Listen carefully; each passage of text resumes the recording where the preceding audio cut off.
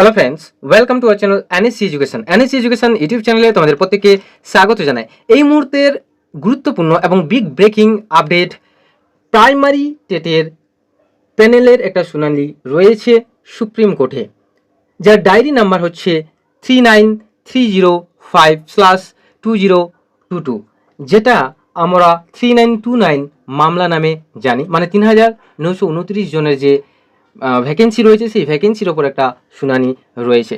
তো আজকে কার বেঞ্চে রয়েছে, কত নাম্বার লিস্টে রয়েছে, কত লিস্ট নাম্বার, সেটাও আমি তোমাদের সামনে তুলে ধরবো। যদি সম্ভবপর হয় তাহলে আমরা লাইভ হিয়ারিংয়ের যে ভিডিওটি তোমাদের সামনে শেয়ার করে দেব। তো যে ডায়েরি নাম্বার আমি তোমাদেরকে বলে দিলাম, সাদেক বিশ্বাস versus the state of West Bengal. এখানে কেস নাম্বার দেখতে পাচ্ছ, কেস নাম্বার ইনক্লুড করা রয়েছে।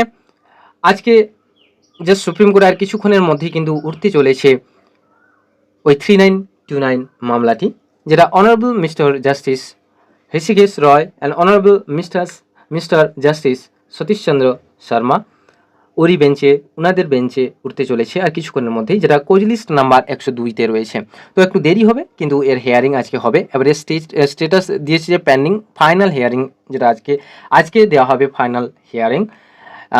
তারপরে কি বলছে যে এখানে দেখতে পাচ্ছি আমরা পিটিশনার যারা রয়েছেন সাদেক বিশ্বাস, অপু মণ্ডল, নমিতা দে, মিলন পান্ডা, আব্দুল আখির, তারপরে নাজিজুল মোল্লা, তারপরে আবিদ হাসান, তারপরে কেশব বেন্তেগারি।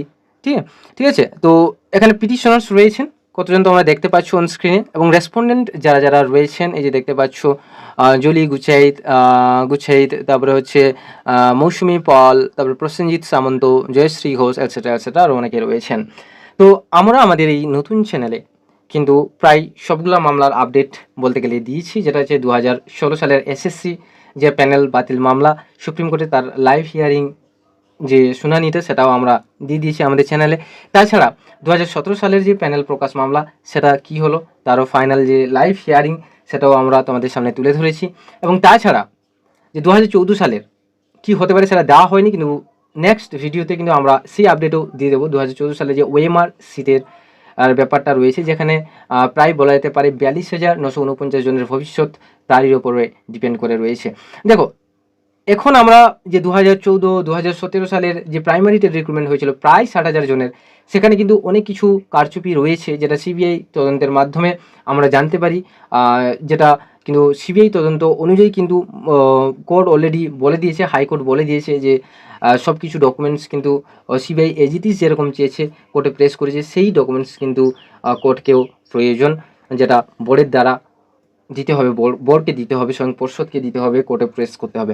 তো সেই ডিটেলসে ওই কেসটি যে 2014 সালে যে ওএমআর সিট কেসটি, সেটাও কিন্তু আমি তোমাদের সামনে অন স্ক্রিনে তুলে ধরবো। তো এই ধরনের আরও ভিডিও পেতে, আপডেট থাকতে আমাদের চ্যানেলটিকে এসে সাবস্ক্রাইব করো, আর পাশে থাকা বেল আইকনটিকে প্রেস করো। যদি ভিডিওটি ভালো লেগে থাকে তাহলে অবশ্যই ভিডিওটিকে লাইক করো এবং বন্ধুদের কাছে প্রচুর পরিমাণে শেয়ার করো। সো আজকে এই পর্যন্তই। Thank you for watching, thank you for listening, have a nice day, tata, bye by.